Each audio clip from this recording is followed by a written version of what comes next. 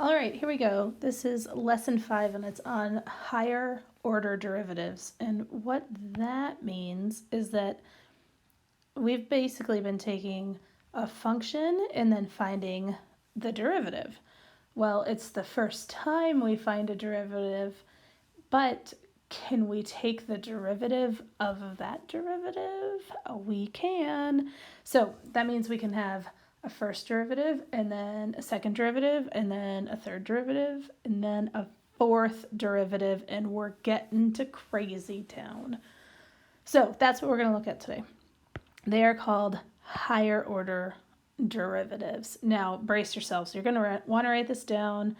I'm going to go slow. We're going to take some notes. You can take a screenshot at the end.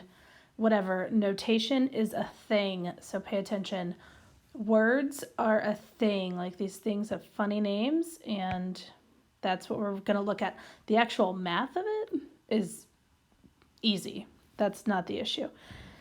So these are kind of going to be our 4 categories we're going to look at. We're going to look at the name, the notation, the application, and then we're going to go through an example. So let's start with everyone's favorite, the original function. So the original function, we know, is the notation is f of x, right? I'm going to give you some example that's really easy. So we're going to start with x to the 4th plus 2x to the 3rd minus 2x squared plus 5x plus 4. So this is my original notation. What do I do with this? What does it give us? It gives us coordinates, right? This is where we go and buy our x's and y's. And it tells us about the curve, right? It tells you where something is. If you're graphing how fast someone runs, well, if you want to know what's happening at 2 seconds, you can find that distance. So that would be its application. So that's all nice and easy. Okay, let's go on to what we've been calling the derivative is really called the first derivative. So the first derivative. And we know that the first derivative we usually write as f prime of x, but we can also write that as dy dx. And what does this do for us? Why do we use the derivative? Well, if you think back, we would use the derivative to find the slope of a tangent, right? Wasn't that kind of our job? And what that was also telling us was the instantaneous rate of change.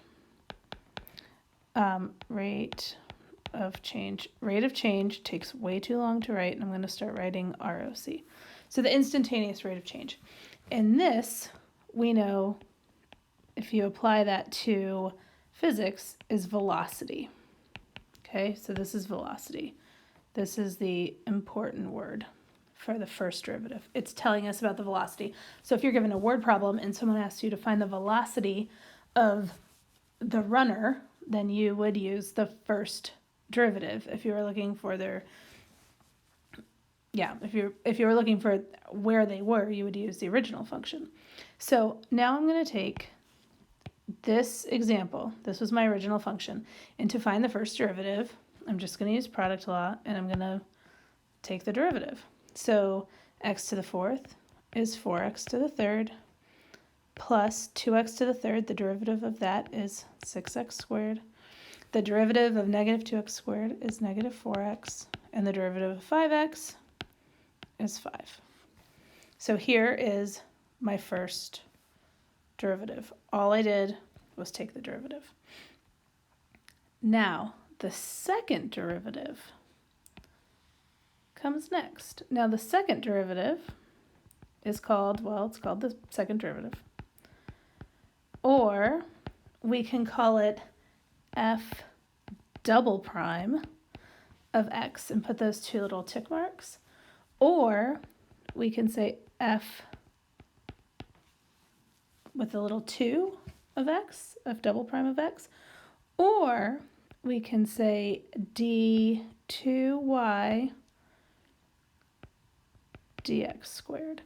So there's 3 different notations for the second derivative. And what it is in application is going to be the rate of change of the velocity. So we would call that the acceleration. Okay, so if you're asked to find the acceleration in a word problem, you know you're going to go to the second derivative.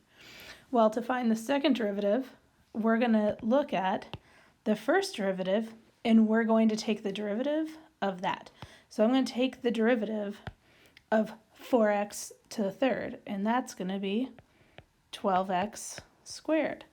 And the derivative of 6x squared is 12x.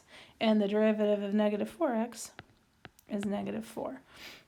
So you can see that our derivative, our new function, is getting much smaller. So from the second derivative, we're going to move on, and we're going to take the third derivative. Now, admittedly, the third and fourth derivative are far less useful than the first derivative. The first derivative is definitely the most useful. Second derivative is not too bad. But the third derivative, now we're just starting to get, I don't know, it's not used. It would be used in engineering and some of the higher sciences. So the third derivative is going to look a lot like the notation of the second. It's going to be f triple prime of x, or f with a little 3x, or d3y dx3. Now, the third derivative, the application of that is going to be the rate of change of the acceleration. And the word we use for that is the jerk. So this is the jerk of an object falling from the sky. So, you know, sometimes you're looking for the acceleration or the velocity, but if you want to know how quickly the acceleration is changing, that's called the jerk, and that's the third derivative. So to find the third derivative, we're just going to take the derivative of the second derivative. So we're going to take the derivative of 12x squared, which is going to be 24x, and the derivative of 12x is 12, and the derivative of 4, of course, is nothing. So after the third derivative, we can move on, and we can find the fourth derivative, and the fourth derivative is called the fourth derivative.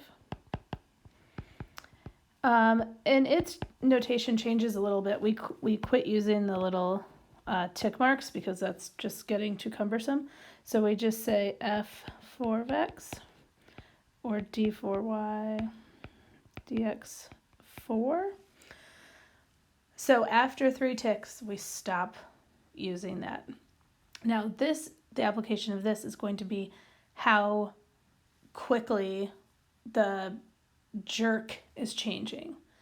So how fast, the rate of change of the jerk, and it's got a name, and it's called the jounce. The jounce. So we've got velocity, acceleration, jerk, jounce.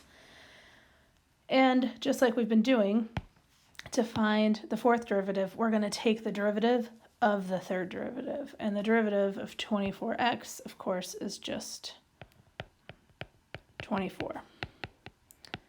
And then we're done.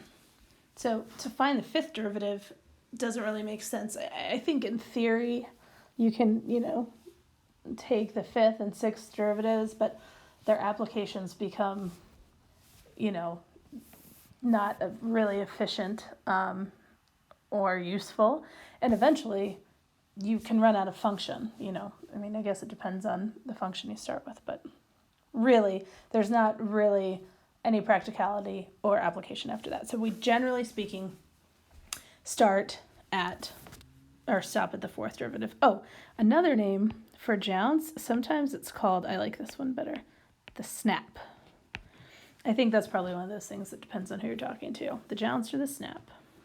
So there you go. Here is, let me give you a nice screenshot. Can I fit all that into one screen? So here is how higher order derivatives work. I hope you can see that. Okay, cool. There you go.